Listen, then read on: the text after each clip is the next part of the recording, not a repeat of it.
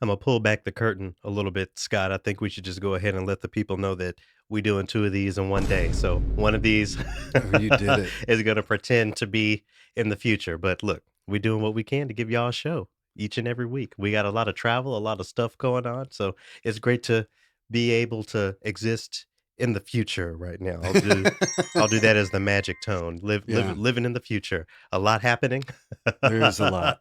in the future, including some really incredible stuff at Schubert Club. Since 1882, Schubert Club has been cultivating a passion for music and fosters an engaged community of music enthusiasts through concerts, music education, museum exhibits, and student scholarships. More on Schubert Club at schubert.org. I'll talk a little bit more about their programming coming up here in a little bit. But, Scott, since we're talking about living in the future, do you have any gems of knowledge that were ever passed down to you when it comes to pre-recording radio, pre-recording things? Is there a trick to sounding like you're in the moment and not being, you know, recording way back a couple weeks ago? Well, don't do a time check. Don't talk about the weather. Okay. So, yeah, those are good points. I Uh, used to be real good down in my job in Knoxville about pre-recording my shows because I was in the symphony, so there was oftentimes things would overlap and X, mhm. Y, and Z. Anyway, I mean, I was on the air while I interviewed live in Minnesota back in 2018. So, Hey, I did some juggling, but I think I did pretty good. I would even time it out so great to where I could do time checks. It just, you have to make sure your producer or whoever presses right. play at the right time. See, there's a Exactly. lot of trust Yep, involved, but exactly. anyway, in our little intro today, I wanted to go over to the internet, go to social media. We can stomp on the evils of social media for a long time, but surely there are things that you have grown to love, or going back, you appreciate something about the advent of this thing, social media. Let me go on record first and say that I am Here we go. so glad that I got off Facebook. Mhm. I mean, that was really bringing me down Yeah. in a lot of ways because even with the very curated list of friends that I Yeah. had, Mhm. if I would get on at any point say anything negative or sound down, Yeah. nobody came to prop me up. Everybody was all like, "Well, it sounds like this is a problem rooted somewhere else," or they come in with some dumbass joke, "Waka waka," here's a joke about your pain. I couldn't stand it, Yep. but I am still So now that on. you've gotten that out. Yes, thank you. But on Twitter, I have used Twitter mainly to follow black, non-white artists Mhm. and commentators because I don't have I don't live in a neighborhood with a lot of black people around me. My interaction is limited when I have it, and so I want to make sure that I'm in on the conversations. Okay. And I also follow some reporters who will post things about stories that they have coming up before they'll be available on MSNBC or Yeah. CNN or whatever. So you can kind of get out in Folks front of like a. Unicorn Riot, Right, you can get out in front, Yeah. yeah.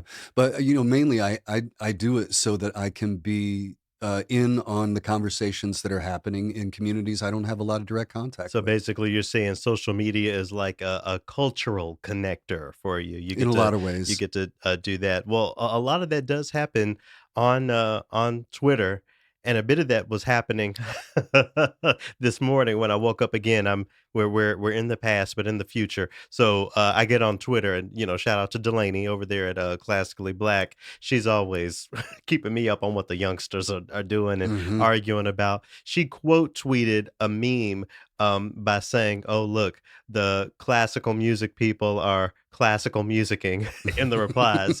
Basically, it's a guy doing some, very fancy steps, dressed as a prototypical, colonial man. Maybe he's pretending to be Mozart here, and he is doing a little jig to this tune.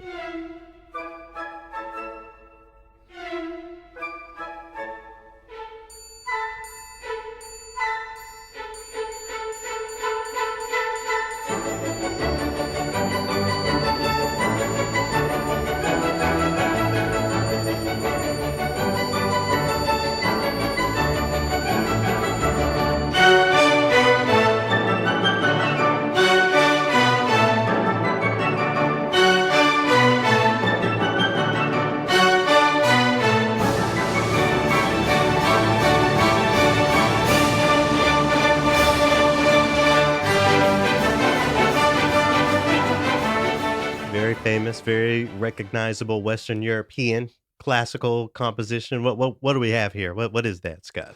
That is the can-can, a dance that comes from Orpheus in his underwear. What's the real name? Because folks don't know. Orpheus in the underworld. But I've never heard that. That's pretty good. Uh, sorry, that was funny to me. Okay, so yes, we have a piece by Offenbach Right. is the name of the composer. In the meme, again, this guy's dancing, having a good time. He says basically, imagine when Beethoven just dropped this fire. Okay, so when Delaney says the classical music people are classical musicking, yes, you guessed it. Everyone is well actuallying Mhm. this moment, this culturally bridging moment is being ruined by people's well actually it's done okay. So Right. so let's have this conversation. What is a better way to proceed? We have a young black man who has found some content, some entertaining content to create out of this Western classical music, Western European classical music, Mhm. and he wants a laugh and he wants a few likes and a few follows. Is the well actuallying what should be done in this moment? Scott Blankenship. I don't think so.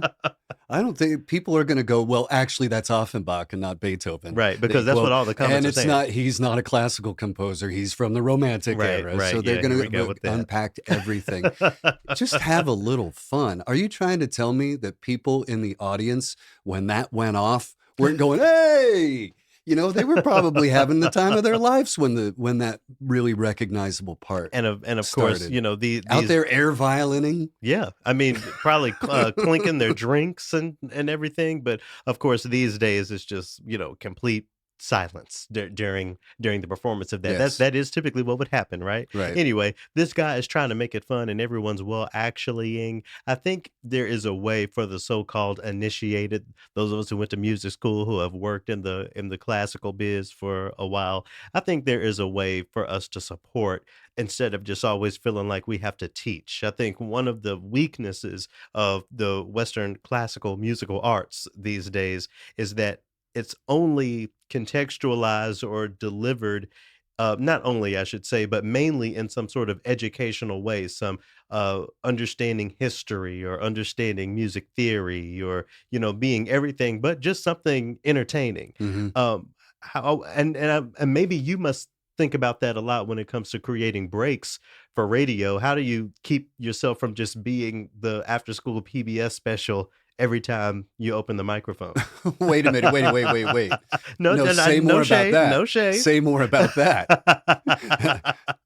Because I'm I need clarification on that. My clarification is that I've talked to a lot of radio, managers who say they try to get their hosts away from just being history factoid radio and Oh, yeah, something yeah, that's yeah. more than that, Right, that so you try tells to a tie it story. you try to tie it to something that's happening today, Right. or, yeah, I've been called to the carpet a couple times. I think we all have, Yeah, you wanna know what the most recent one was? What's that? I talked about how when swans show up at the lake by my house, they make a mess and radar has a feast. And people were mad because, I'm talking about Sibelius and the theme in the Symphony Number 5, right? Okay, and I think that segues us beautifully. Is I'm sure people were saying you were disrespecting the music or being crass or what were they saying? Yeah, the lowbrow, bawdy. Okay, so what is it, where's the line between having fun or being lighthearted and loose and disrespecting the art form? Is there a disrespecting of classical music, so-called classical music? Is that something that is even able to be done? Or are we even exaggerating from the start when we say disrespecting classical music? Huh. I was see when you first started talking about this, I was gonna say, well, maybe when you do blackface, that could be construed as disrespectful. Which they do. I Anyway, yeah,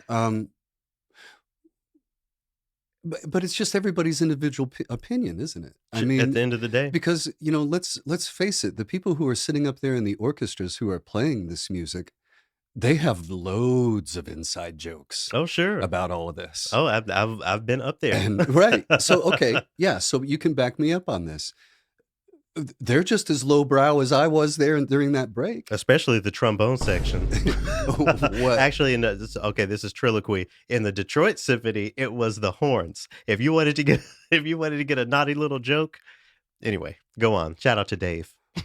But yeah, but nobody nobody is telling those jokes during the orchestra concert, Right, are or they? sometimes.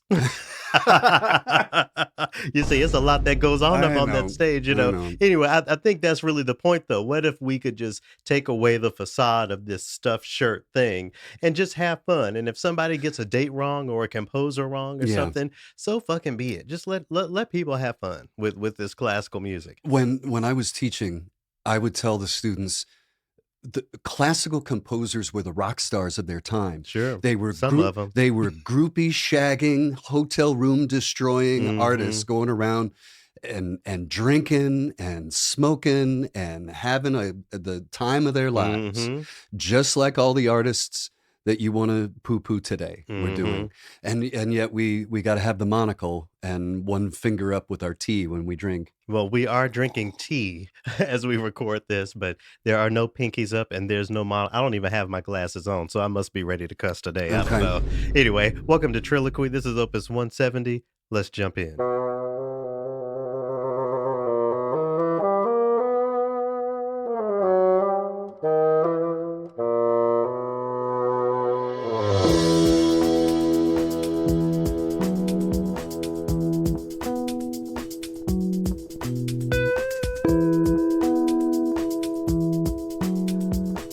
I'm Garrett McQueen, I'm Scott Blankenship. and this is Trilloquy, Opus 170. Thanks so much for tuning in. To returning listeners, thank you for the continued support week after week. We couldn't keep this project going without you. To new listeners, if this is your first time checking out the Trilloquy podcast, Trilloquy is a show that takes the phrase classical music and works to transform it into a phrase that references more of our cultures, more of our stories, more of our music of today here in the United States in this 21st century. For more information on the Trilloquy podcast, to check out past opuses, and to donate, go over to our website, TRILLOQUY.org. In addition to your very generous support for the Trilloquy podcast comes from Schubert Club. They have some incredible things coming up in this next month of November, including Our Song, Our Story, the new generation of Black voices. This is going down on November 18th, and it features an evening celebrating the world's most well-known arias, art songs, and spirituals, created and directed by composer, conductor, and multi-genre musician Damian Sneed. Coming up a little bit after that on the 29th of November is Kids Jam, Journey Through Afro-Brazilian Music with Ticket to Brazil. Listen to and learn about the exciting and energetic music of Brazil. Create your own percussion instrument and play along with cello, guitar, flute, and more percussion. Again, that's November 29th at Schubert Club. More information on everything that's going on over there at schubert.org. We have Asher Lobb coming up in the third movement today, a really exciting violinist who's making a living in a really interesting way using this so-called classical music. We'll talk about that then. I have to bring Kanye back up, Scott, in the fourth movement. I know that's a little demon that, that Mhm. comes on this show every now and again, a little topic, but there's some things I need to speak to. But in the meantime, let's go ahead and hop into movement one. So, we've talked a little bit, Scott, on this podcast about how there are certain instruments that radio audiences, classical radio audiences just don't wanna hear. Mhm. At my first job, I learned very quick that harpsichord is one of those instruments. Testify. What do people have against the harpsichord? You mean apart from every note sitting at the base of my spine Over and so stabbing me? Oh, so it even irritates your ears or something? Mhm. See, it's some harpsichord players cutting this off right now, but listen, It's okay. these are the people. And there's actually some really great contemporary harpsichord music out there. I'm sure Um, there is, but I never hear it. and we've played some old Jackson 5 stuff on this podcast that starts with harpsichord, even those little it's not the placement, it's just the sound of the instrument that you just can't get down with. Yep, Okay, well, a lot of you're among many, so, that is one example of just that, my but taste, but just my taste. I've also had that experience with the organ. There used to be some contemporary organ music that, I would play on the radio down in Knoxville. I was getting in my bag, but I would get a lot of complaints from people saying, "Oh, cut that vampire music off," and X, Y. Ooh, Do you have a similar experience airing organ music on the radio? they comparisons to funerals, Oh, sure. funeral music. Well, that and, Albinoni's Adagio is used at funerals, so it sort of becomes synonymous. But, there's organ pieces that I appreciate, the Saint-Saëns, Yeah, we were just 3rd talking about that a Symphony, couple weeks ago, yeah. that's a good one. I can't rattle any off the top of my I head right think now, but there's a Cacciatorian I think it's Cacciatorian has a symphony that uses organ and 20 trumpets or something. I used to wear that recording out mm, down in Knoxville. Anyway, all of that as an introduction to my accidental, I'm gonna give this a sharp. I'm reading here from Gale Daily News headline, "Profile, Organist Gums blends world through a declining art." So first of all, our title check, where's Michael Barone? Somebody is calling organ music declining. I mean, and for folks who for some reason don't know Michael Barone, he's hosted the show Pipe Dreams for over 50 years. I mean, a right, long, long time. yep. So he's made a living off of it. Do you think of organ as declining as something that is that fewer people are becoming interested in? I'm only giggling because I think the remnant of organ fans have stood strong That's considering. what I'm saying. Yeah. The organ fans are a rabid and They will tight-knit get you group. together. Yes, Listen, and when dedicated. you are airing, organ music on the radio, you will get emails if you don't say the name of the You organ. got that right. Like, you have to talk about the name, the composer, the piece of music, the performer, but they wanna know where the Yeah, performance took place, damn it. I yeah, mean, they are right. serious. Anyway. But, they do custom travel where you can Yep, travel someplace and hear these organs with Michael Barone. People line up around the block yeah, to go and do that. yeah, so they And have their fans. there's been, I remember years ago, there was talk about who would pick up the helm after Barone retired, and he's like, "Nobody." He said, "I am Beyoncé He's always."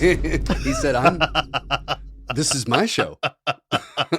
Anyway, let me go back to reading this. Anyway, like I said, I'm at YaleDailyNews.com. It says, when Nathaniel Gums first sat down at the keyboard, he was dwarfed by the cavernous dimensions of Woolsey Hall, a lone spotlight shone on the solitary figure below an empty stage, back turned to the audience. But the instant his hands braved the opening chord of Alfred Holland's overture in C minor, Gums and the sound of the Newberry organ exploded through the hall, the walls vibrating with the resonance of the organ. So this article is talking about Nathaniel Gums, who's a black organist. He's serving as the director of chapel music at Yale Institute of Sacred Music, and he's bringing the black history of the organ back into the story. It's so interesting for me to have met Nathaniel Gums through the Gateways Music Festival and thought about Afro American composers who wrote for the organ is really phenomenal. And, one of the leading names in Black organ music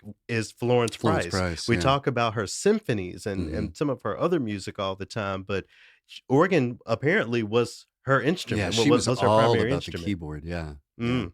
What do you think about presenting organ music, as a part of renewed initiatives to diversify playlists and what's being delivered? Do you think it changes the story of an organ piece on the radio Yeah, I think we're if we're talking about a black woman who wrote the piece of music? I think that we're treading up against that phrase that you hate, What's that?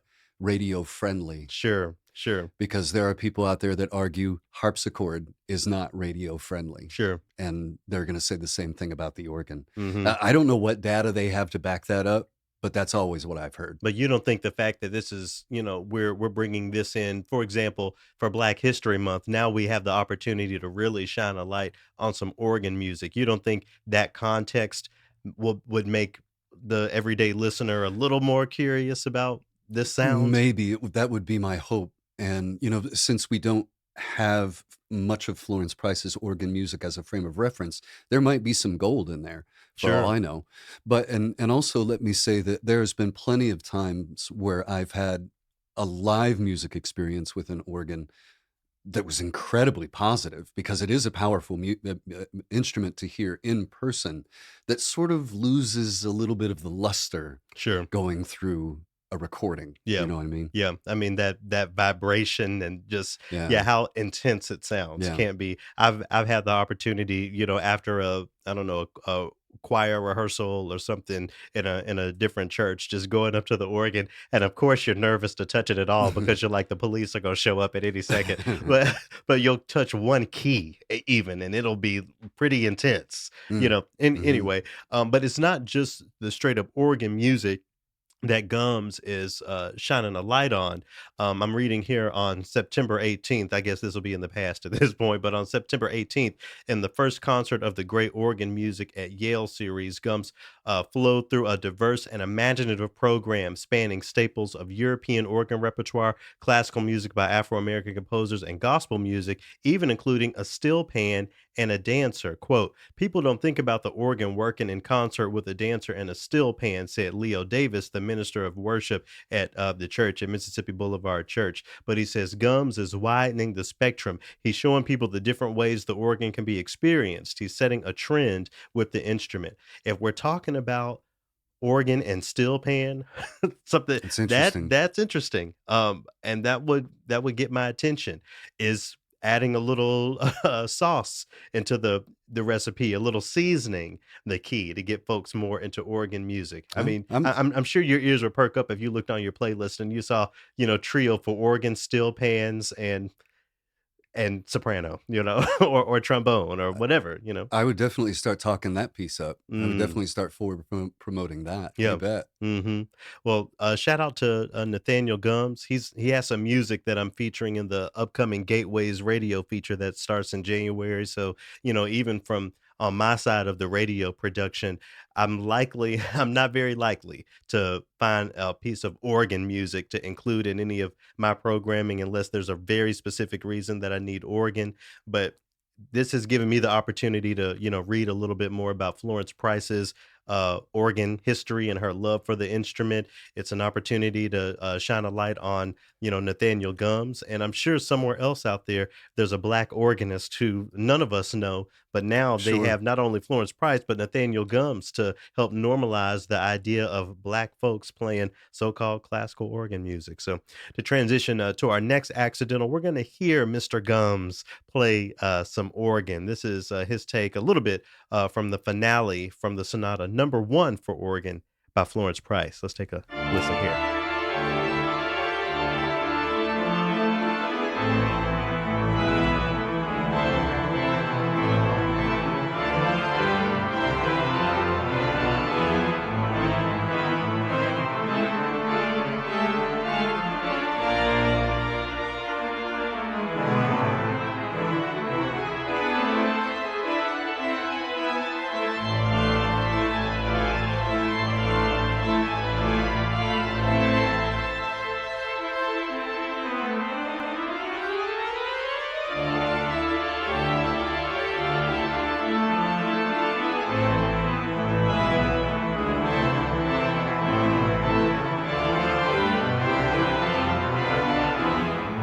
I don't know if I would guess Florence Price. If someone asked me to guess a composer, I think it adds a depth to her catalog to know that came from her mind as well. And also, I have to say right now, all respect to organ players because look at the gear that he is sat down in front of right now. He's got what, 4 keyboards? There's all these pull And people stops. forget that he got his feet He's too. got his You feet got to do your going. footwork.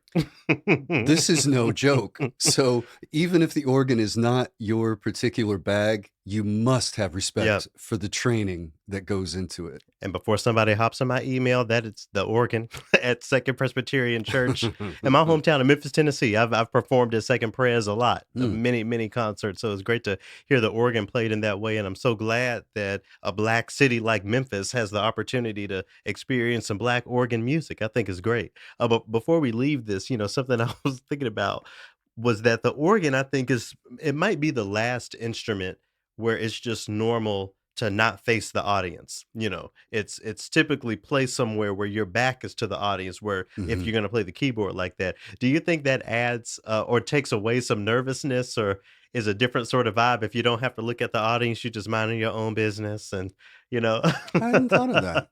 But I Huh. think I think maybe without seeing the audience, I would be more, sensitive to coughs or candy wrappers, or, if all I'm doing is hearing. I don't know. Let me ask you this. So if you were playing the organ, your back is to the audience.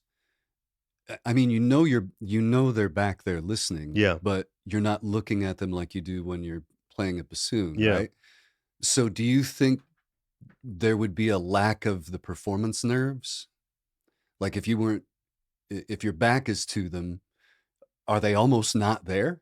I feel like it would just take away something that I'm paying attention to. Like maybe more of my energy is going into getting these notes and rhythms right, or Mm. making the music. But as a performer, I like engaging and communicating with the audience Mhm. musically, or Mhm. the way I move my body, especially if I just body something that I'm playing. I need to look at somebody in the audience and say, yes, that was me. That was You me. know, I love finding people to make eye contact with, especially some of the people that have their faces scrounched up, because Mm. there's a few in every audience. This is called Triloquy. As a black man who stands on stage and plays the bassoon every now and again, in every crowd, it's a few people who just got to look Mm. on their face, and I'm you know sorry. what they thinking. So I love getting eye contact with those people, just to say, yes, you are sitting there and you are quiet and you are enjoying it, whether you want to admit it or not. Amen.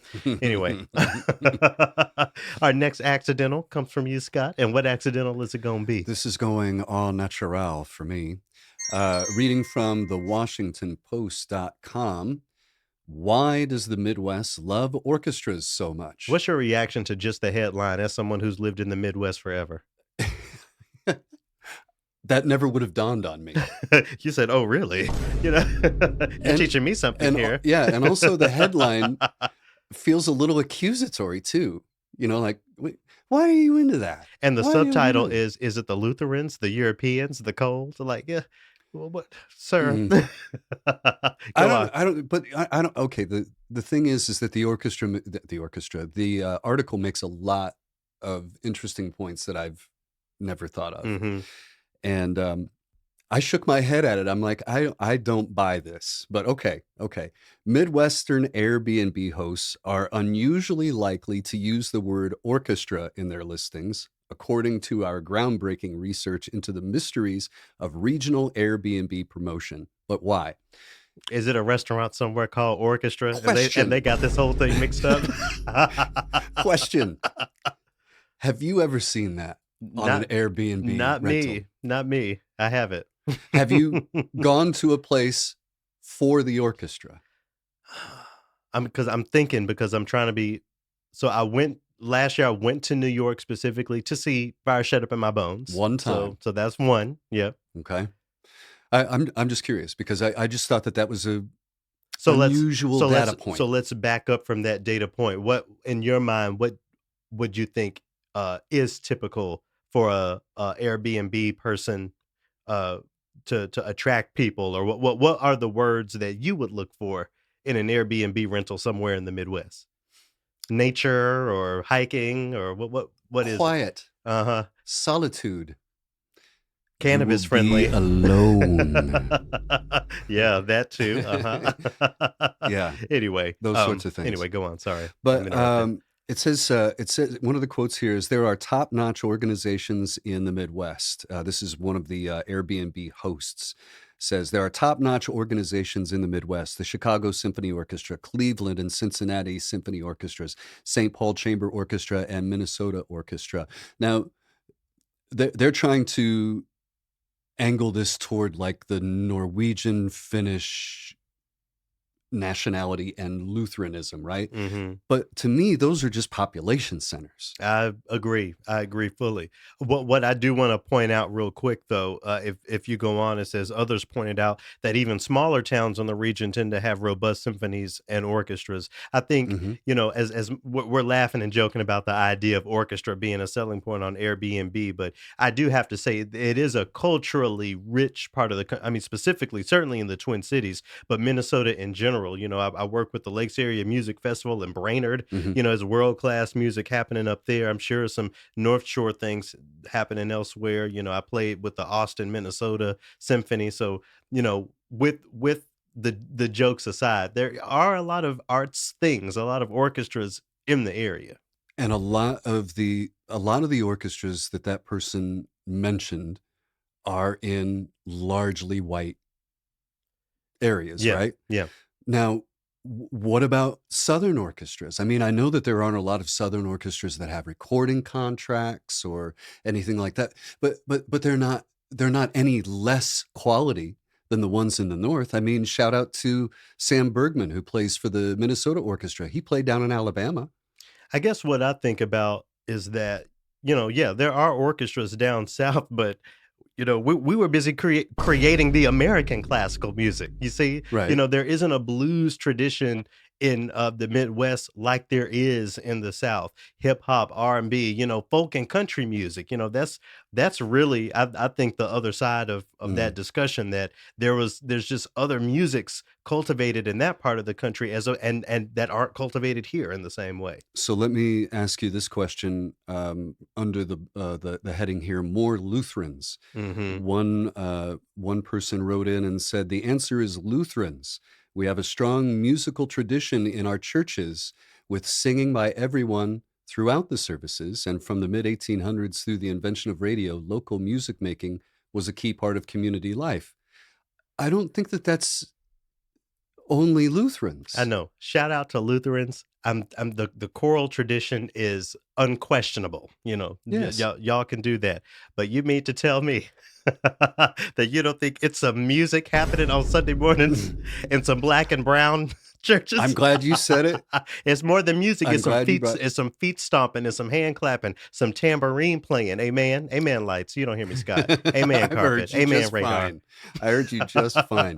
Now they quote our buddy Tesfa Wandamagnu here, Memphis-born Yep. Shout conductor out to who's Tesfa. down at St. Olaf in Northfield, Minnesota, and making some really interesting That is things a real happens down place, there. Golden Girls fan, And St. he Olaf says, University. right. He said when he moved to Minnesota, he was floored by the funerals. He said, Mhm. let me tell you, every time I'm inside a funeral here in Minnesota and these folks open up their mouths and sing in perfect harmony, four parts, sometimes more, I'm like, where are you people from? It's extraordinary. And I'll back him up on this because I've been to some singing events like APM's Bring the Sing, Mhm. and I heard upwards of 400 people singing Silent Night that would move you to tears. You're getting choked I up. was shrink wrapped I in mean, I tears. just got done a couple weeks ago talking about the choir concert I went to and Yeah, how that, got me together. yeah. So, yeah, there's definitely that tradition here. The Midwest is home to far more Lutherans than the rest of the country combined, according to our analysis, the article says. You're 6 times more likely to run into a Lutheran in the Midwest than you are elsewhere. Mhm. That's true because I didn't know nothing about Lutherans down in Memphis for sure.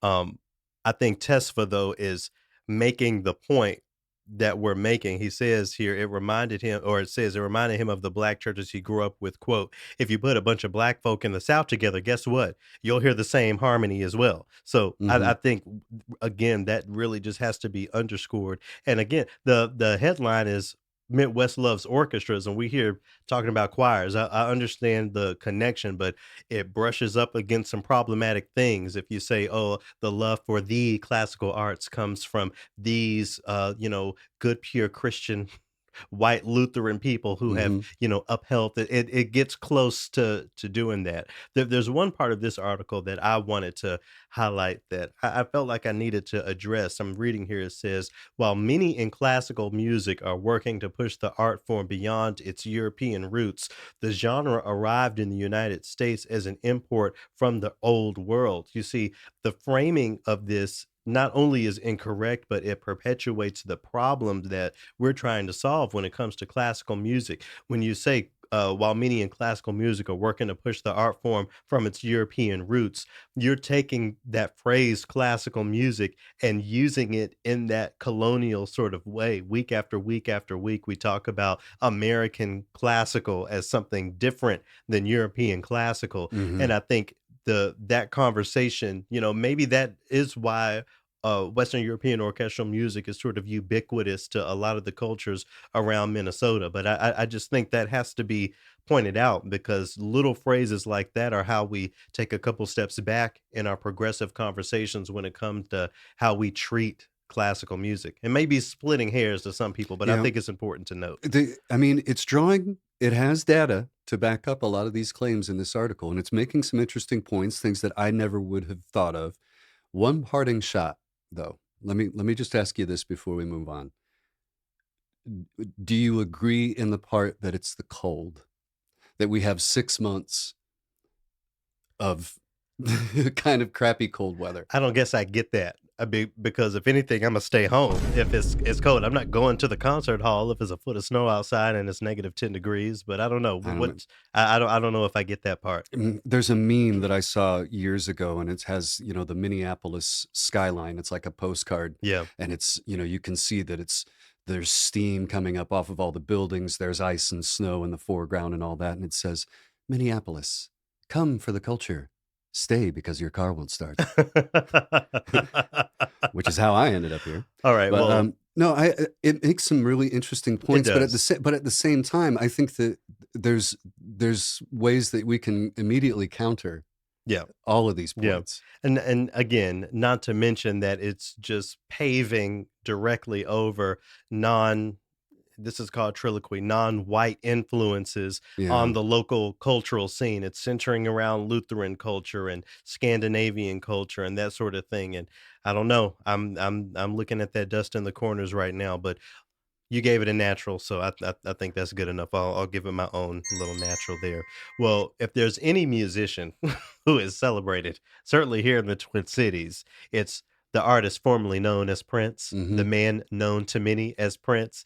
If we gonna keep it trill here, sometimes, as a person who grew up in a Michael Jackson household, it could feel like the praise is overbearing, Mhm. not to diminish the genius of Prince, of course, but I guess just what I want to emphasize is the extent to which he is celebrated. He is not a back conversation. He is king, Mhm. certainly as far as most people are concerned, and he wasn't mentioned in this article at all. I think that's notable, and if we're gonna Truth. be pointing at the Midwest as this cultural center and you don't mention one of the great composers from the area, my head is turned a little bit sideways. So we're gonna honor Prince here on the Triloquy podcast with a piano arrangement of one of his most famous songs. This is William Haviland playing the piano, and it's his rendition of "Nothing Compares to You." A lot of people know it as a Sinead O'Connor song, but it Mhm. is a Prince composition, That's right. and they both did an incredible version of it, as did William Haviland. So we're gonna listen to him play it on piano here for a little bit as we transition into our second movement.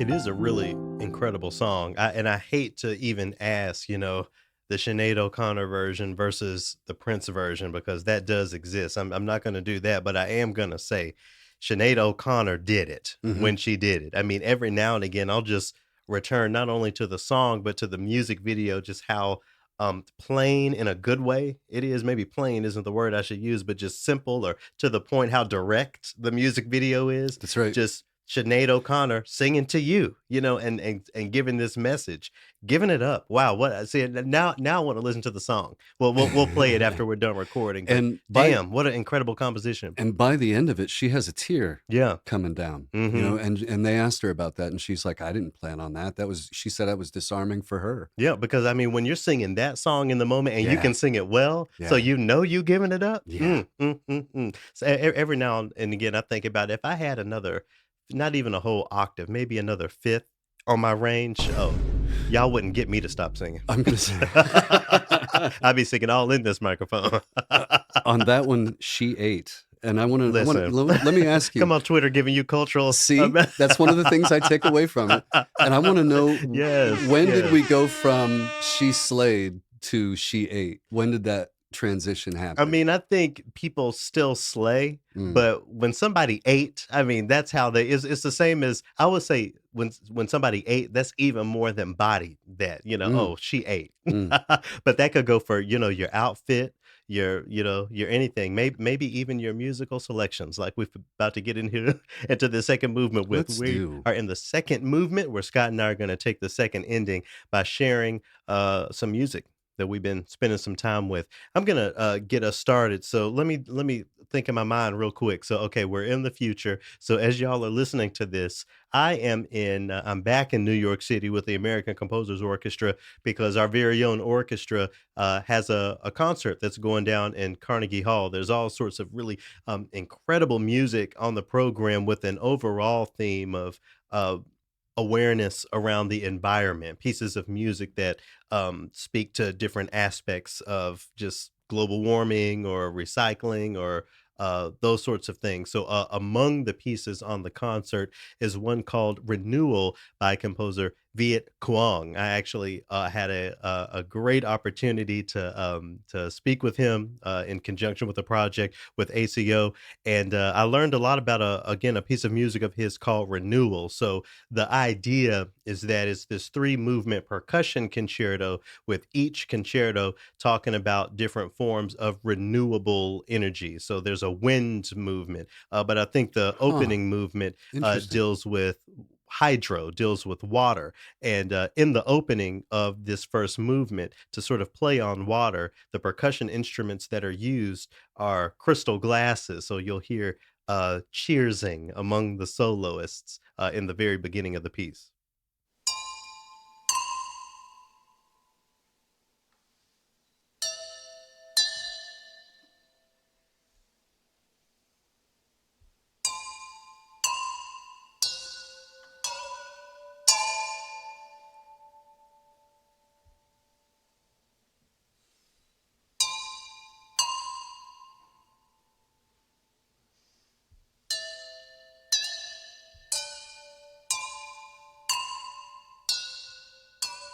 And when I talked with Viet about this piece, one of the things he was telling me is also in the program notes that it's sort of like a celebration at the beginning. You Mm, often, mhm. cheers after a concert while you're celebrating. Well, they're celebrating at the very start. I think I think that's heavy. I think that's heavy, but I in a good way. I've got a few questions for you. So, are those glasses filled to levels to make certain They tones? are. That Yeah. okay, I've listened to a few recordings and they sound similar. So okay. yeah. What happens if you get a little overzealous and you That's break a one? that's a part of being a great musician. You can't be on stage and break a guitar string, right? So that means you need to calm down and, and play the instrument gently. All I'm saying is that the people who do this piece need to get some sort of a contract going with, like, Riedel or some really Sure. well-known glassmaker. Yeah, no, that's a good point. That's a good point. So yeah, so the opening movement is hydro, the middle movement is wind, and the last movement is solar. So here's a little bit of the opening of the solar movement to give you a sampling.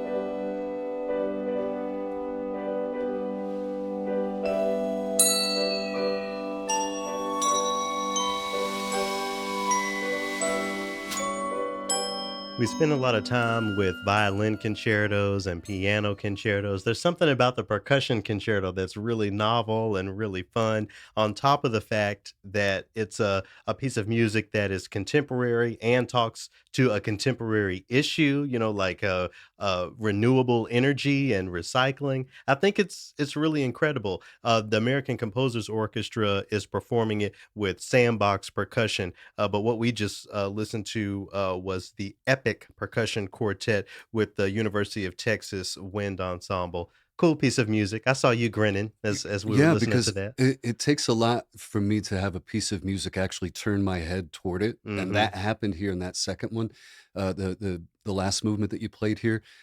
Folks, you have to go and check out this video and watch the soloists.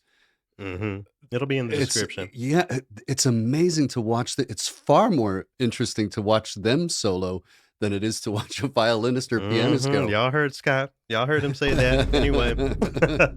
So maybe Scott, now that you know the name Viet Cuong, Cuong, get some of that music into Dalit and Mm, and on the national mhm. radio.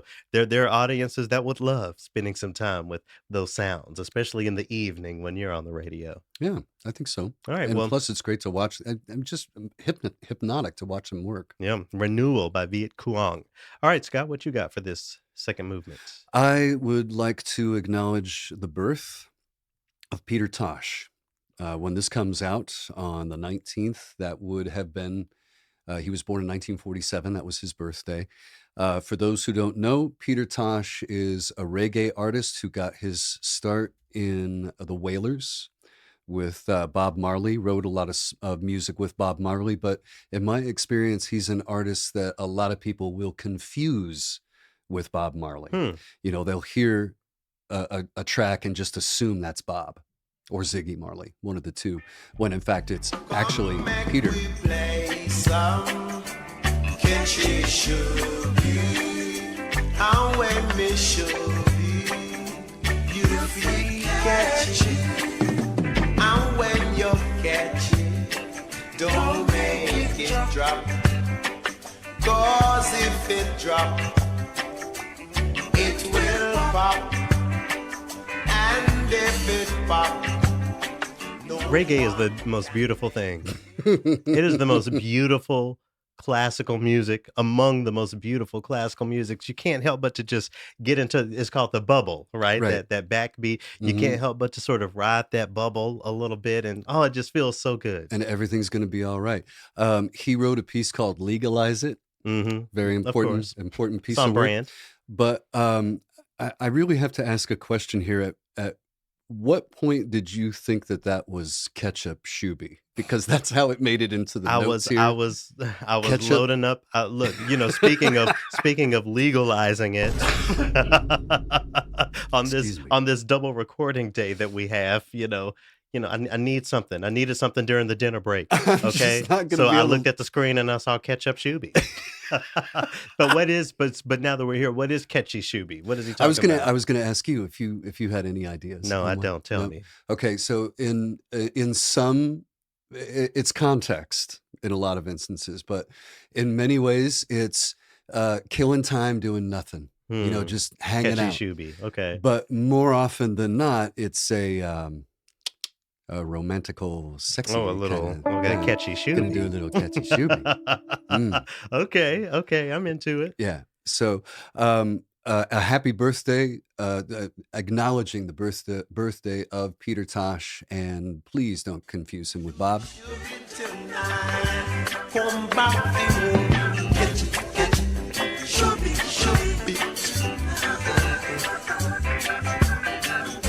Get it. Should be tonight.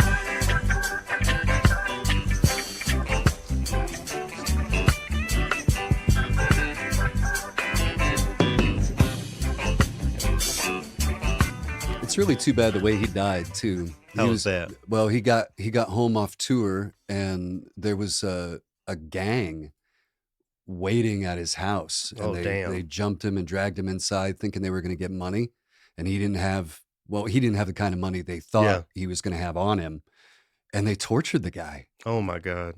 Oh my god. Well, rest in power to Peter Tosh. Goodness gracious. Yeah. Well, in the third movement today, we're talking about these classical musics today, from these different perspectives. It's interesting that we're talking about that because today's guest is Asher Lob.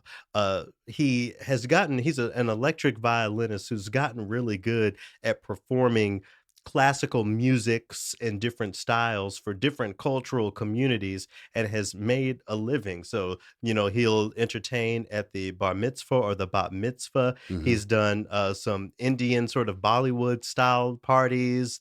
He does the rock sort of, Trans-Siberian Orchestra style stuff, and, it's done well for him. I'll read a little bit from his bio here. It says, "Asher began classical violin training at the tender age of 2 and had already performed with the Buffalo Philharmonic by age 13.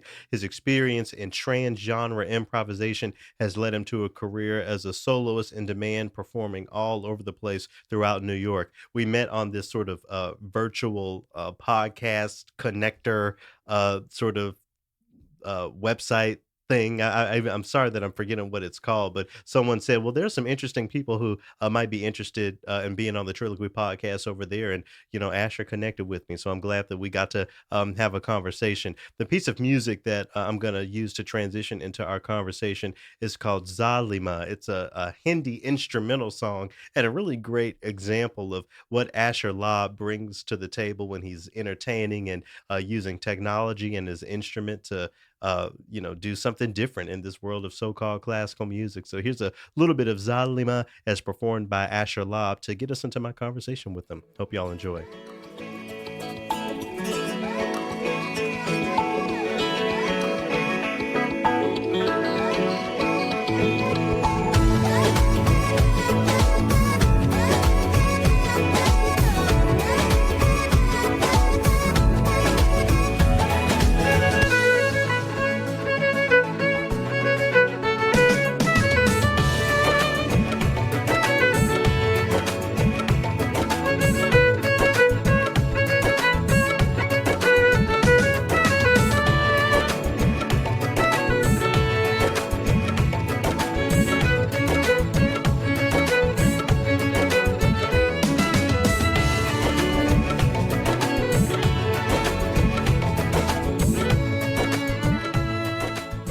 Yeah, so Zalima, the context. I mean, honestly, it's a Bollywood cover. It's not an original. It was something that I have Bollywood. I have a bunch of South Asian clients, expats, whatever. They're on these big productions, and they asked me to come in to do different performances. And this is so I listened very carefully to the songs that they enjoy. And Zalima is one of those kind of was like top 40s in the Bollywood list.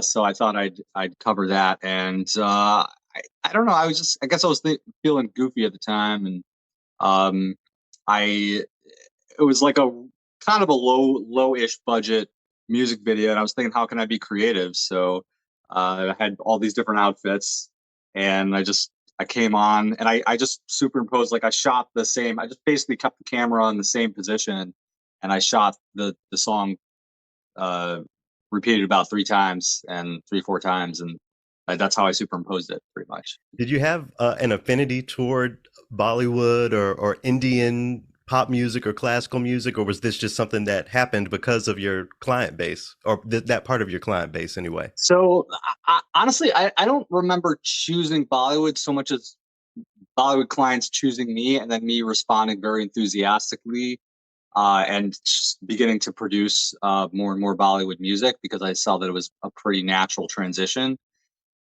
and from like the Middle Eastern background that I had with respect to music. And I mean, I lived in Israel for a year and played a lot of that type of music and my classical background. So it was a pretty simple transition for me. And there's so much enthusiasm among those crowds of people like I had never seen in other groups, and it just made me so happy. Like it just filled my heart, I, with just joy, knowing that there are people that really enjoy the violin the way people enjoy vocals, which seems to be the common denominator these days with like major acts, major performances. So yeah, I just started venturing in that direction, A lot and of that's like people a lot of people, and I'll put myself in that, may approach engaging different styles of music, especially ones that are so closely tied with culture, just sort of being careful around that with phrases like cultural appropriation, being a thing in this 21st century. Have you ever had to engage that conversation? How do you think about the relationship between culture and the music that you're marketing and offering to people? You mean specifically with respect to, in my case, not being actually South Asian? Right. Yeah, you're very eloquent. I- I've had a couple of people, just sort of a couple of just South Asian guests, come up to me at events, concerts, whatever, and ask me.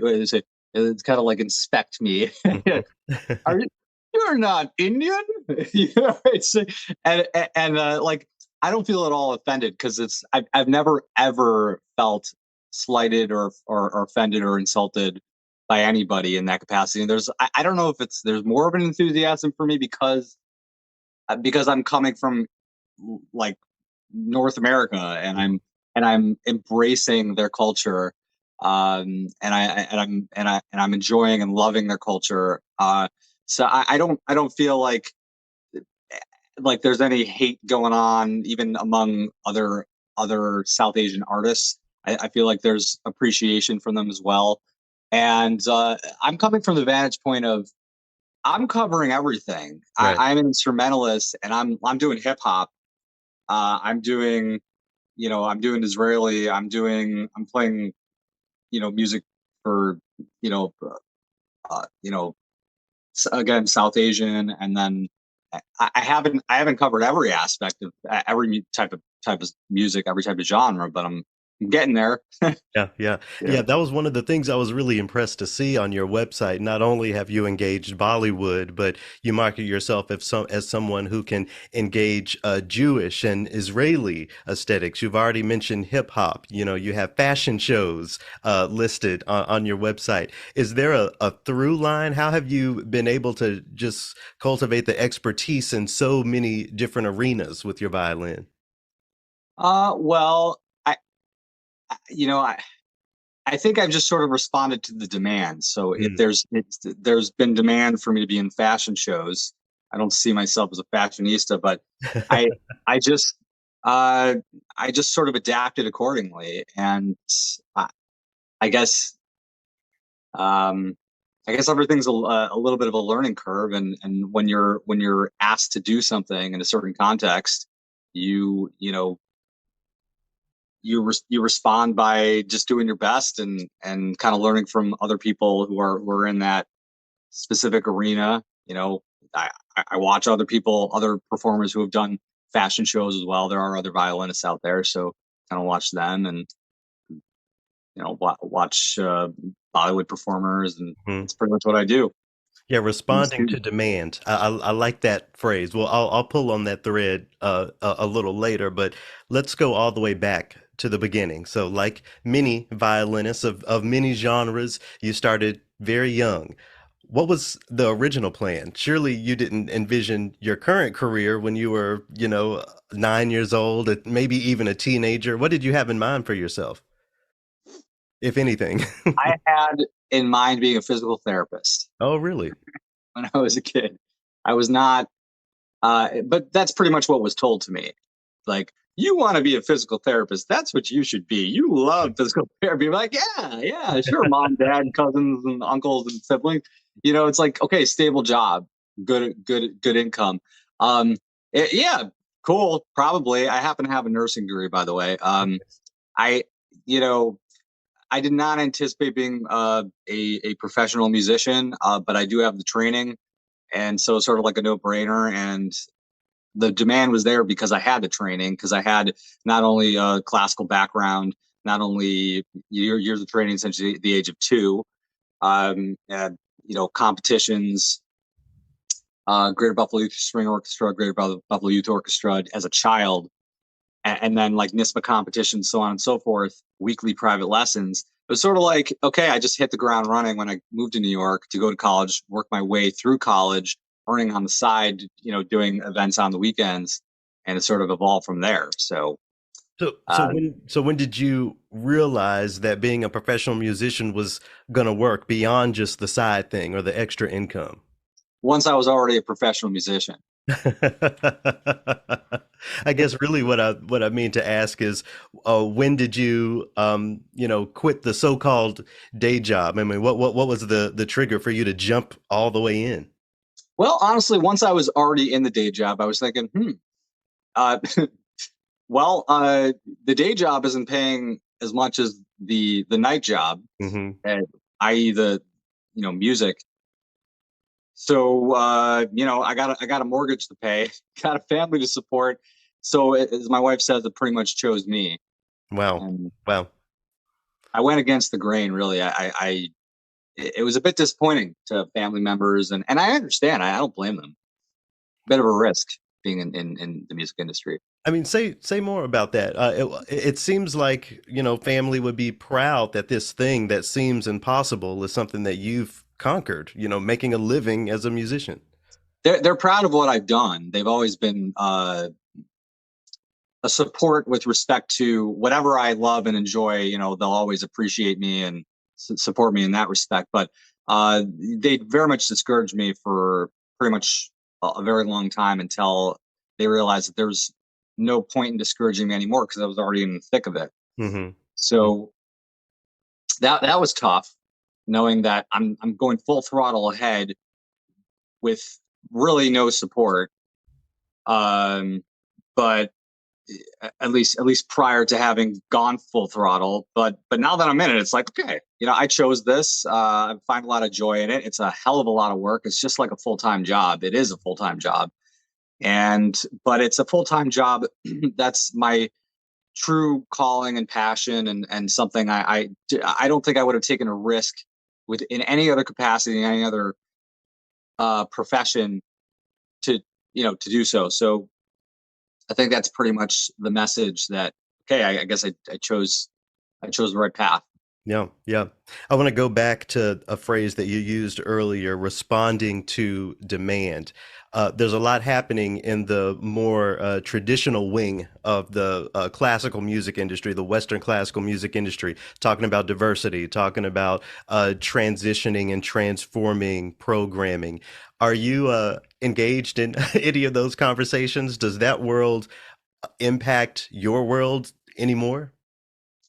Sorry, can you just clarify, like transitioning from like one genre to another, or is it what?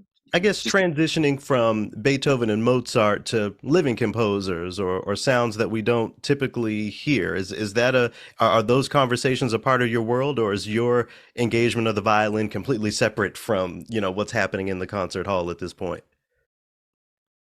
I hope I'm answering your question in the way that you're kind of looking for.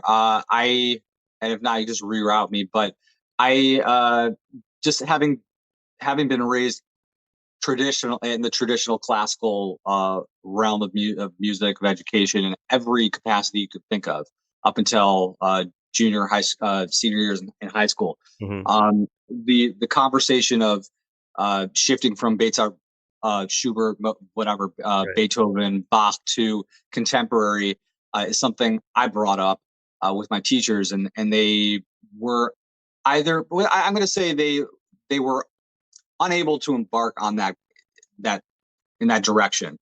They weren't able to provide me any sort of like they weren't interested in being part of the conversation. They were all Hmm. kind of traditionally trained. And my latest teacher, Thomas Halpin, who he's a contemporary.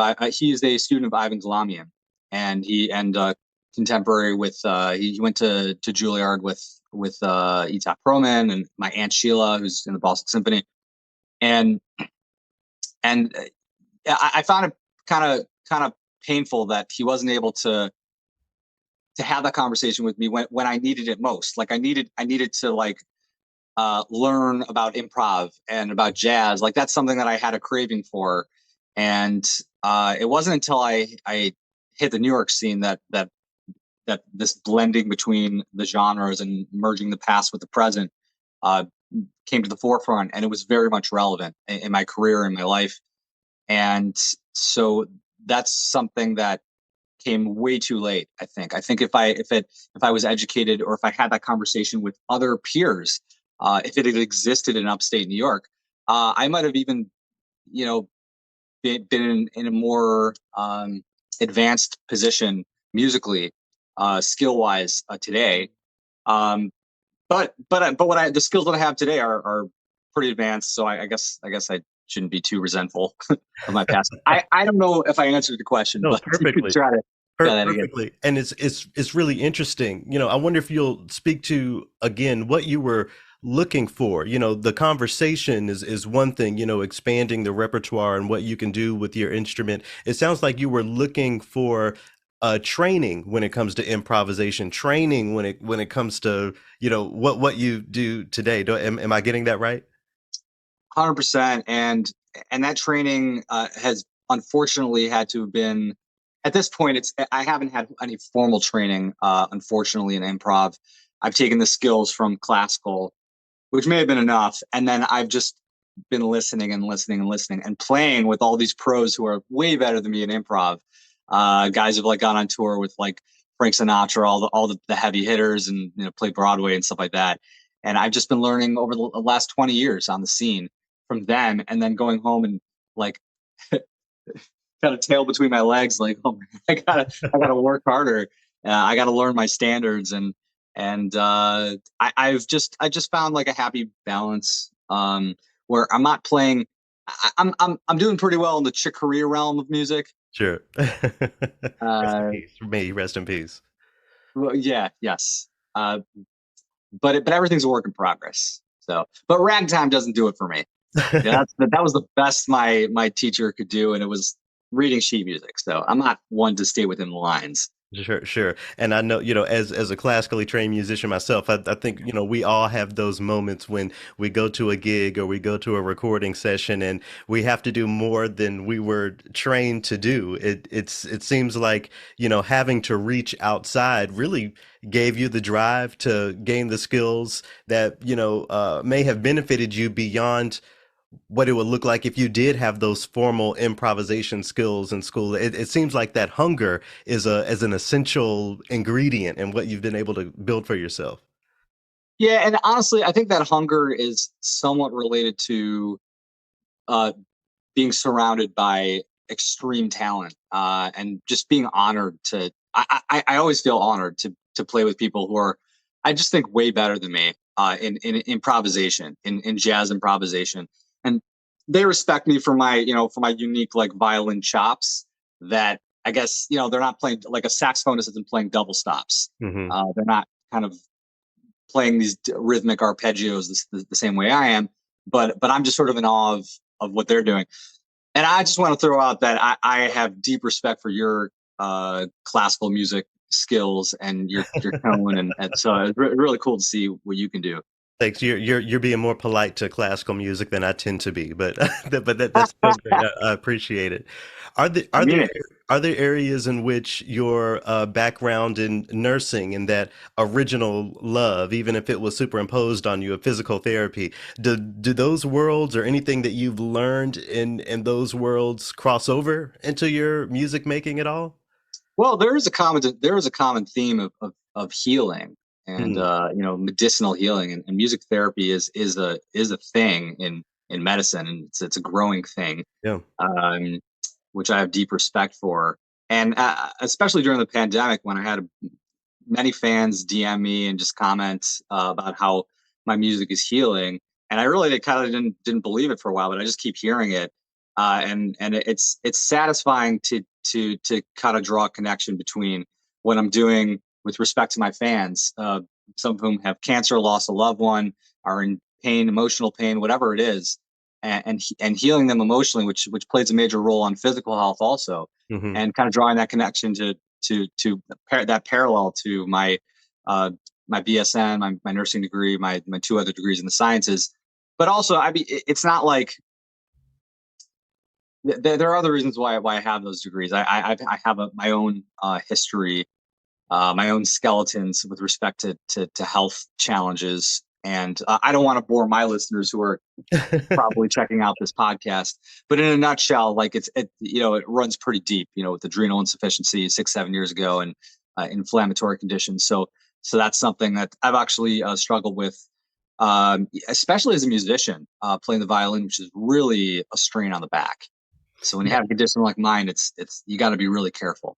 Yeah, I think I did read that you had to put the violin down for a little while because of some of those physical challenges. I wonder if you'll talk about what being in the midst of that challenge looked like and then getting back to the place where you could perform again. Well, it was a little bit like Lord of the Rings, which I've been watching the last few weeks. We got the whole Jeff Bezos Yep. $500 million series out there, which is wow. I recommend. But it's like, the darkness, the ring, the Sauron. Like that's honestly when I think of Sauron, I think of like 6, 7 years ago being stuck in a bed, pretty much a vegetable, and wondering how could this possibly happen to me. My life is so smooth up until, within reason, Right. up until now, and it's like, why are all these terrible things happening to me? And then I just sort of like took a different perspective, and uh, I thought, it's not everything is like, you know, Sauron's out to get me, like somebody's like got is in cahoots to like screw me and to make my life miserable after like this reasonably happy middle class lifestyle. And now I'm like, I gotta end up, I just took a different perspective that I'm gonna take control of my life. And Mhm. this is not somebody who's evil out there, or God or anything else like that. It's just I'm gonna get to the root of the problem. I'm gonna fix it, and I did. And I hope that that's like serves as some form of inspiration to folks out there, to the many fans that I have who are in very troublesome situations they've shared with me, and troubling, I'm going to say, maybe it could serve as some hope for them, that when you're in a really dark place, that you can that there are opportunities to emerge from it, if there's a will and there's enough. I had the will. I had the will to figure it out. I did a whole lot of textbook reading. I had the nursing degree, and I looked unconventionally. I looked to unconventional paths to getting better, and it worked for me. Thank God. Yeah, yeah. I don't know if you're a Buddhist, but you sound like one, taking life in your own hands and taking that poison and turning it into medicine. That's really beautiful. And what your career has bloomed into, is clear evidence of your dedication and your unwillingness to just let it be as it were. That's really kind of you. Maybe that's where the Bollywood came in. Maybe so, maybe so. So beyond playing the violin and having good ears and that sort of thing, it seems like there are so many other skills that you've had to engage in building this career. We've already talked about this superimposed, self trio video that you've done that now I feel like I need to figure out how to do. But I'm sure there's sound mixing involved in your work and, learning about microphones. I wonder if you could talk about some of those non-performance aspects of your work and how you gain those skills. Well, this work in the studio, it kind of becomes more and more necessary, as the bills keep climbing, with the productions, and some of my productions have just been way too expensive, and I've been forced to like learn production myself over the years, and it's been a pleasure doing that. But it's like with the amount of content that I'm producing, it's literally become a necessity. Otherwise, you just go broke Yeah. unless you got somebody footing the bill for you. But something like Zalima, if you're interested in, anybody who's interested in music video production, that's like a low budget, really cool way to kind of engage fans, listeners. I literally, like you mentioned, superimpose 3 different videos onto one backdrop, it's a real backdrop. It wasn't like a green screen, but pretty much holding the camera in the same position and marking your places, and shooting the music video 3 different times using the same mixed and mastered audio. And that's essentially how I did it. And I might do it again because you just brought me back to it. I did that a few years ago and really enjoyed it. Yeah, was that one of those COVID productions, or did it come before that? Uh, Pre-COVID, I believe. Oh, wow, okay. Because, of course, Pre- everyone learned how to work their cell phone video camera and that sort of thing when we were all stuck indoors. That's why I ask. Oh, and that's a good question because I mean, I've been learning the tech all along. Just because when you're kind of when you're not strapped to a label, I'm Mhm, going to say thank God at the moment. You are forced to expand your skills and learn many different types of like production skills. And one example of that happening during COVID when I ramped up my live streaming, and I'm sure many people did, mhm, which maybe you did also, unless you've been doing this for longer.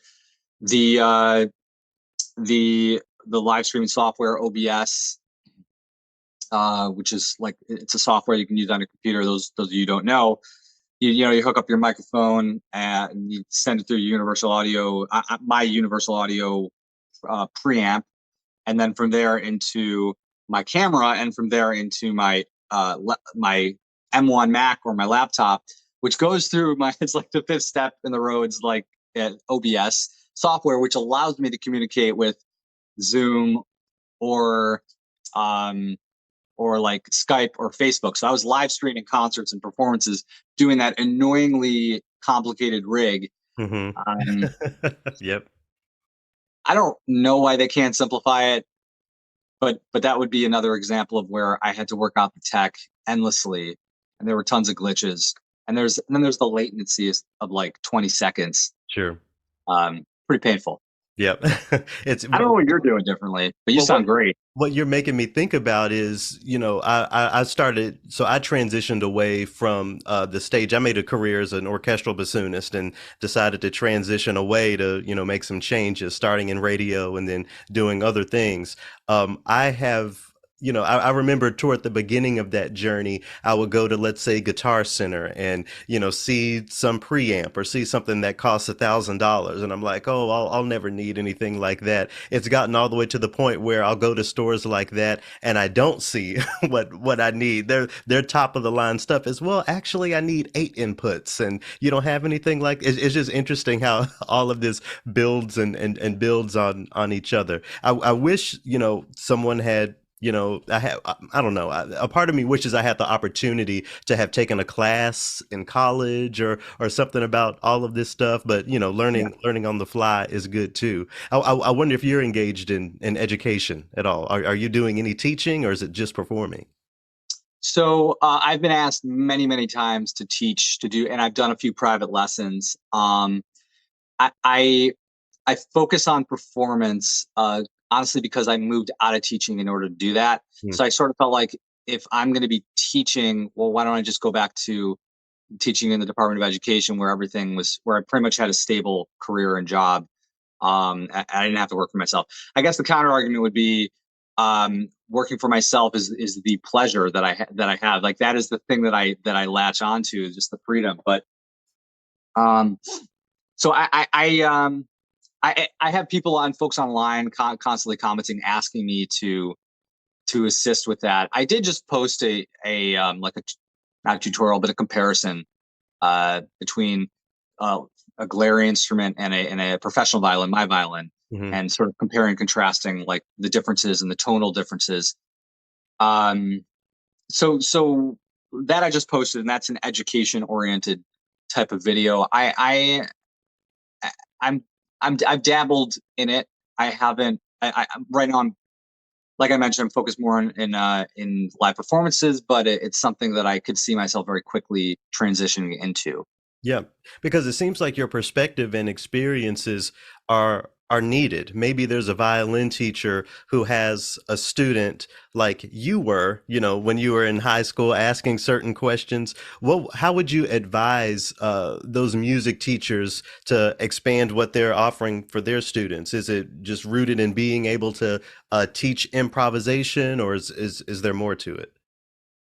Yeah, I think that, and it's not so easy as a teacher to look towards contemporary music as a means to inspiring youth, or a means to inspiring students who are looking to really expand and to learn. when it's pretty tough for them. I mean, it's the first 15 years of education in violin was frustrating for me. Mhm. Doing etudes is not the most fun, and I don't really look. I'd rather play outside than do stuff like that. But it's like if I was playing like a Justin Timberlake song, something that's like it's melodically kind of more appealing. It's something I could relate to more. It's sort of like playing the drums or the guitar, something that, like all my friends would want to do. Then I could see that as more of a motivation. And I remember, I went when I was a senior in high school. I played like I got up in front of 500 people, and I did a performance. Um, like it was like my big brouhaha, like my big like climactic performance before I left to college. I played Schindler's List of all songs. I'm like, I did that It's a because that was the popular only one thing I on could think of. violin. Was It was like in retrospect, and actually when I got this big standing ovation, which I was just like felt so good at the time. In retrospect, I'm like, oh, like I'm like embarrassed that I did that I chose that song, and that I got a standing ovation for as silly of a production as that. And when I went outside, like all my friends, like they kind of flooded me in the hallway, like, "Hey, you did such a great job, it was awesome, but why did you choose such a sad song?" And I'm like, it didn't even occur to me.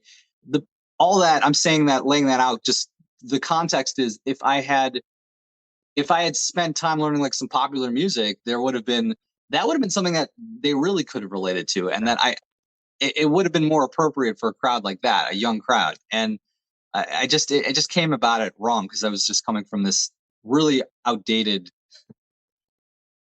perspective. I don't know. I'm not. I don't mean to like kind of. I'm not looking to complain about my teachers. What I'm trying to do is I'm trying to just explain that if I were to go back in time, I would have probably emphasized the importance of merging classical with playing some music that I actually was listening to and my friends were listening to, and I think that I probably would have been a better musician because of it. That's what I'm trying to say. Yeah, and again, I'll repeat myself. You're being much more polite than I tend to be, because from my perspective, you're really describing the issue of the orchestral industry, the orchestral ecosystem. Being more dedicated to tradition than innovating for the sake of connecting with more people and more diverse audiences. And in your bio, it says that you're working to influence societal norms and conventional thinking about musical performance. I wonder if you'll speak more to that now that we're on this topic. What are these conventional ways of thinking that you're trying to influence? Yeah, and I want to thank you for bringing that up, because it wouldn't have even occurred to me. This is probably one of the most important points, that it's to influence societal norms on both sides of the spectrum. Hmm. It's to merge the past with the present as best that I can. So it's painful to me that that there's a whole world of like traditional classical that is disinterested in electronic hip hop, and vice versa. Like, you guys got to come together, and I'm really trying to cover as many genres as possible, because I believe that the violin lends itself to so many different areas of music, and it doesn't have to be limited to one subgenre, and or like just hip hop, just EDM, you know uh, just classical. And I think by merging them together, I really want to attract listeners, and help listeners expand their kind of preconceived notions of what they need to listen to by the major labels. Mhm. Mhm. And what is cool, what's hip, what's interesting, what their friends listen to. And it's like, okay, like expand your tastes into this realm. And you know electronic music, uh Atlantis, I don't know if you heard Atlantis. That's my most recent original single. Mhm. It's the kind of the the vibe behind it, that and Neon Dreams, probably my biggest single, is that it's taken it's a melodic, appealing kind of melody that people can relate to, people who aren't into classical, but at the same time it's still got that sophisticated edge, and I kind of hope that people appreciate that a little more. Yeah. Yep, yep. So, as we, begin to wrap up here, I wonder, what your thoughts are on influencing the norm versus just moving on from it. I have a lot of collaborators and a lot of musicians who I really look up to. They say a part of, evolution is leaving what was old behind. Do you think from your perspective, is it still worth it to try to, get the larger classical industry to see more of the world, or is it time for us to just divest from that and enjoy our own perspectives and experiences with music? Um, I don't think it's my mission. I don't think it's like my main. I mean, I don't think it's my primary mission. I think that there's so many more people out there listening to very much watered down music. Um, Okay. that I, I yearn for them a little more. Let's just say, I kind of hope, like, if it were between kind of convincing somebody who has a passion for Bach and Beethoven to shift a little more into modern versus the opposite, I would choose the latter, because I think that there's much more to offer, musically in the classical realm. Um, and that doesn't discount the value of popular music. I'm just saying that these people aren't musically dead. The people that are listening to Bach and Beethoven, there's plenty of beauty there, and there's Sure. plenty of I don't know, appreciation for music there. I don't know. And there's plenty of crossover. I mean, your renewed takes on Vivaldi that I've listened to are pretty cool. I mean, if I if I could say so. So there is that possibility of, hanging on to part of the tradition. It just requires, as I tend to say, more of that seasoning, more of that contemporary flavor that can grab the ear of someone who may not necessarily hear Vivaldi under any other circumstances. Yeah, Vanessa May inspired that. I mean, she's just absolutely brilliant. I mean, she's just a musical genius, and uh, I don't think anybody could really do it better than her. Honestly, absolute virtuoso. How can Yeah. folks learn more about you, buy your music, maybe even book you? Where can they do all that? Yeah, so AstroLab.com is my website. People book me on Instagram whenever I'm able to filter through the DMs. And yeah, my website, send like a contact form. Astrolabe is, I think I'm the only Astrolabe in the country. So if you just Google my name, I am on all major platforms: Instagram, Facebook. I just went live yesterday. Instagram and TikTok, I post daily. Twitter, um, where else? All my original music is and original productions are on Spotify, Deezer, iTunes, Amazon, all major platforms. You're YouTube's are all my music videos. you're outside. People can find you. Yes, no excuse, guys.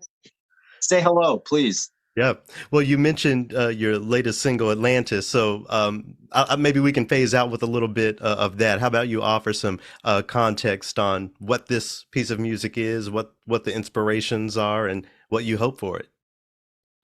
Sure. Well, Atlanta is a labor of love, or one of my original uh, instrumental productions. I haven't really produced any vocals yet in any of these songs yet. That's the key. I'm doing two collaborations coming up. Stay tuned for that.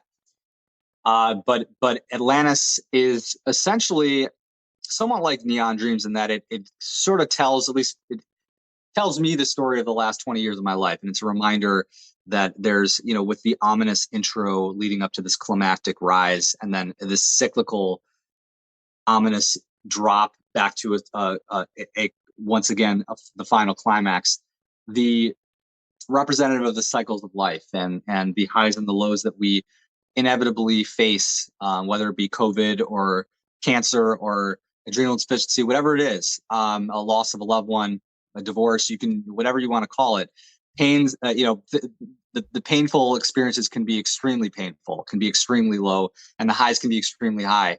And it's sort of incumbent upon us to be as productive citizens of society. Just it's the most, I'm going to say, it's useful to be aware of the highs and lows, and to realize that the lows don't necessarily just remain low and the highs don't necessarily remain high. Life is cyclical, and to not get too caught up in the highs and lows is something of value. And that's kind of what Atlantis is about to me.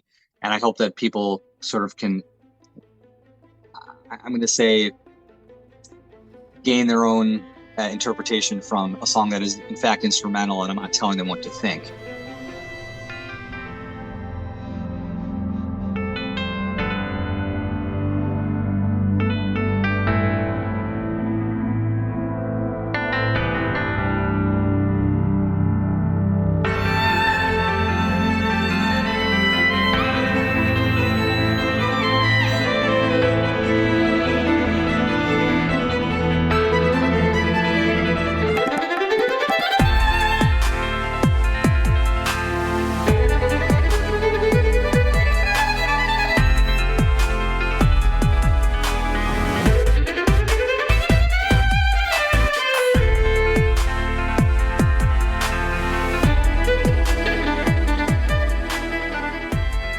That one's got some juice in it. Hmm. I would say that's an Asher Lob original called Atlantis. So great to connect with Asher. I hope y'all enjoyed the conversation. I hope you'll go and check out some of his music. I wonder if you ever get into the just on your own time the instrumental version of things or listen to someone else's covers, go down a YouTube rabbit hole of covers. Is that something Sometimes, you do? sometimes. Right now, my favorite is Krangben. Whenever they, Oh, the Karangbin covers. Oh yeah, yeah. whenever Yeah. they cover, and they have a hip hop medley Mhm. out there that Oh is yeah. dynamite. Oh, yeah, Dell went to, their concert when they came through town. I was out of town, of course, that always was happens, but Yeah, I didn't go because Radar was sick. oh, yeah, yeah.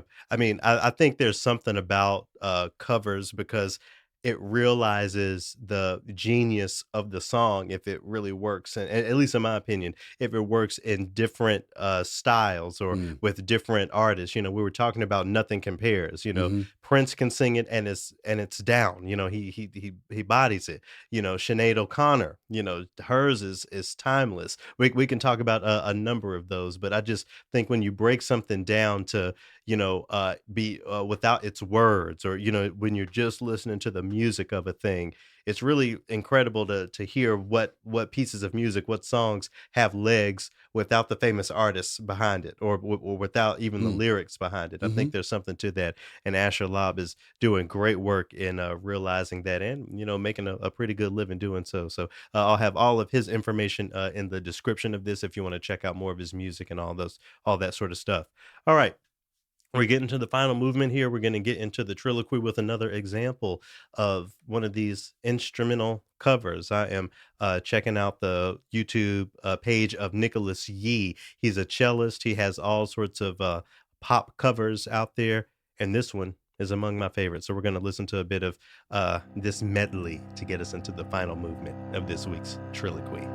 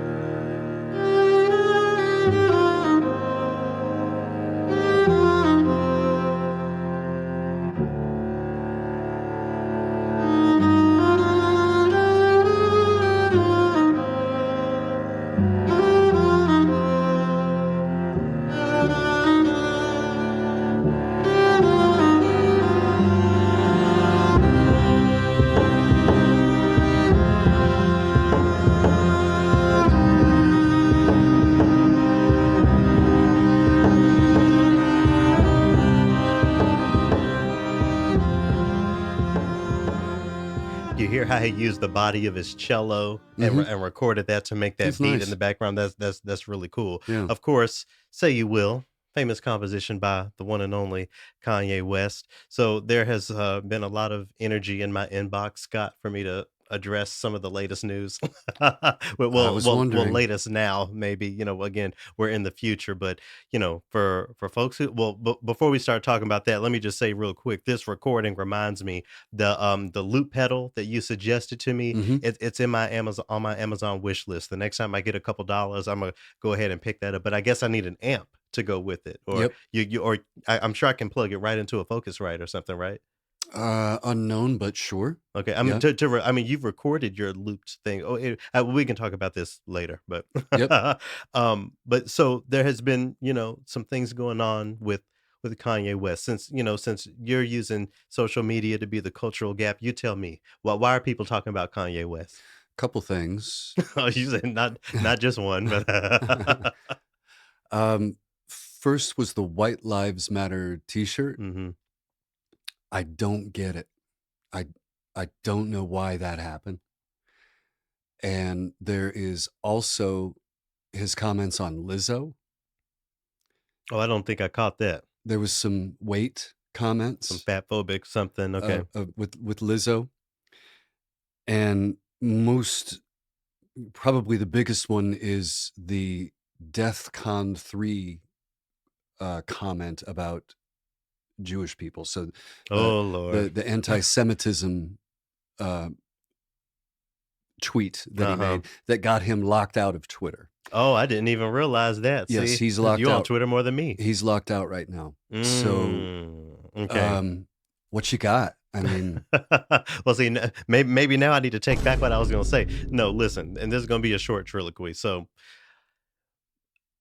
several people have asked me, about, well, what about this is what Kanye's doing? You bring him up every now and again on the podcast. Is this worth canceling him over? What are your thoughts? What do you think? I'll need to read the anti-Semitic tweets, or maybe I don't. I don't need my own proof. If they're saying he's being anti-Semitic, I need to listen to that. It's certainly if Twitter has kicked him off, but this is called Triloquy. I'll give my thoughts when people are having a conversation around whether or not an artist needs to get out of here based on statements or that sort of thing, I automatically go back to our classical composers who we talk about in and out and the horrible things that they've done and our ability to put that to the side for the sake of their music, but not for contemporary artists or not living artists, certainly not for living black artists. I think that, you know, we can have the conversation of getting a living artist's music off the radio. We need to not be so scared to have that conversation about some of these dead composers. When we start talking about getting Debussy out of here and actually getting Wagner out of here, I think that's when I'm going to have the conversation of just getting rid of some of these artists. Now, there are exceptions, of course. Folks like R. Kelly, I'm never going to play any of that music on Triloquy or any of my radio stuff. I don't even listen to it on my own time. I think there definitely are exceptions to the way that I think about this, but I don't like the idea that we're so ready to bury someone who has been very influential to American classical music, who clearly has challenges that need to be addressed, and we're just willing to just throw them away. I don't see any help being offered to him. I don't see, and maybe there is, but I just wish that, and again, I'm saying all of this without being aware of the anti-Semitic things that he said or whatever it ended up being, but I just struggle so much when it comes time to get rid of who for me has been a very influential artist when we tiptoe and make exceptions for everyone else in this Western classical I conversation. I get that, and I wrestle with some of the same things too. But I have to ask you because I've heard you say protect black women at all Yeah, costs, yeah. and he did not do that. No, he did not. Apparently, again, like I'm saying, I didn't know about that news, but I only say apparently because I don't know exactly what was said. Okay. But yeah, I hear you, and I don't take that back. Protect black women at all costs. We need to get him some help so that he's not a continued harm to black women. I think that's more of my point. We're just shitting on him, and then he is continued to be more and more marginalized among black people, and then he's out here wearing a White Lives Matter T-shirt, and then now people are shitting on him more, and no value is being created, no harm is being reduced.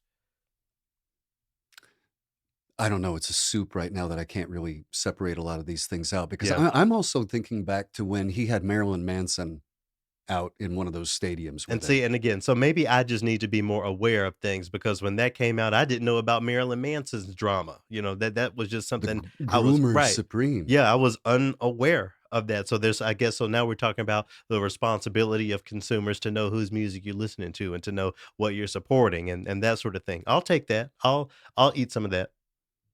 Now if you that's up to you though. If you're all right listening to it. I have not been a fan of his music, Mhm. but there are people that I have gotten rid of from my catalog. Sure. Ryan Adams, Yeah. Eric Clapton, Morrissey, Mm.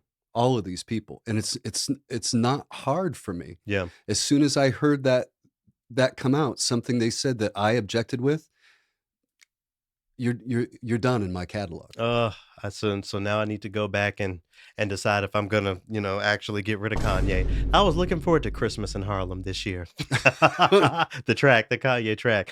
All right, but let's turn this back to the arts. Okay, we can say it's okay to forego some people's music.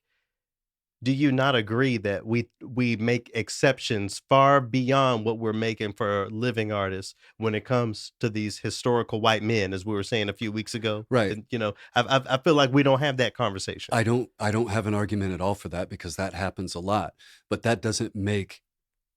um, that doesn't make not holding him accountable okay. Right. That's true. That's very true. I wish I could sit down and have a conversation. Hell, he had the White Lives Matter shirt on with what's her name? Candace Owens. Yeah. I would love to have a engage in a conversation with her. But you also have to understand the mouse traps that are laid out before me when it's time for me to paint things with a black and white brush. Mhm. As soon as I shit on Kanye West for wearing a White Lives Matter t-shirt, okay, now I'm bad. Now I'm the racist. Now I hate white people. I don't like that either. So I can't just dismiss him for wearing a shirt like that because I think there's nuance. We have to talk about where that statement "White Lives Matter" comes from. What that is responding to. It's not just like I said, for lack of a better phrase, a black and white thing. I think there's conversation and consideration that we have to bring to conversations like those, and that's what I bring when it comes to an artist like Kanye, or maybe I'm laying bare a place in my life that I need to create some deeper consistency and maybe put my money where my mouth is. But it's this is my challenge, I guess. Last question, Okay. because you brought it up. He needs help. Mm. The mental health aspect of it. This is something else that I pulled from online. The conversation I found going on was, does um I'm not going to say this right, but does a mental health lapse, Mhm. or he's having some sort of an episode? Let's say that. I know that I'm not being correct. Does a mental health episode reveal true feelings, or does that make you say something you wouldn't normally say? If I'm gonna if I'm gonna be real, I suppose I have to say that it reveals true feelings. So Kanye is showing us who he is. Kanye is showing us who he is. So this is my deal. I guess I'll say this. When we start talking, and I hate it, but when we start being consistent in the way that we do this across the board and spread that into the way that we program Western classical music, okay, I can have the conversation. But at this point, I cannot accept that there's an artist that I'm supposed to take away my respect for and bow down to half these composers. Hell, what were we talking about a couple weeks ago with the numbers? 74 point something percent of the composers. I'm supposed to just not say anything about some of the things that took place there Mhm. and just swallow that, have the art versus artist conversation there, but not do that with Kanye. Hey, I'm evolving. Shakamuni Buddha is still working on me. So they say God is still working on me. Um, it's a nuanced conversation that I guess I'm working on. This is called Triloquy. I'm just putting my honest to God feelings out there. So Mhm. hey, I think value creation is something that we can think about. I think we can talk about not continuing to isolate people who are obviously acting out. I don't think it helps to make public statements shitting on this artist. It doesn't add to anything. It doesn't make him better. I don't think it makes us better. I don't know. I'm being Miss America about this, maybe in some people's opinion, I'm sure, but hey, give it a try. Maybe, be nice about something and think about how positive change can happen. I mean, I've certainly, Scott, you have bear witness to it. I've certainly tried to bring that to the podcast. I don't think I am as accusatory or wall building as I used to be. I think there are Mhm, bridges that can be built, mhm. and that's what I want to see with this brilliant artist because honestly, I'm not ready to cut off his music. So let's build bridges. Thank you, everyone. We'll see you next time.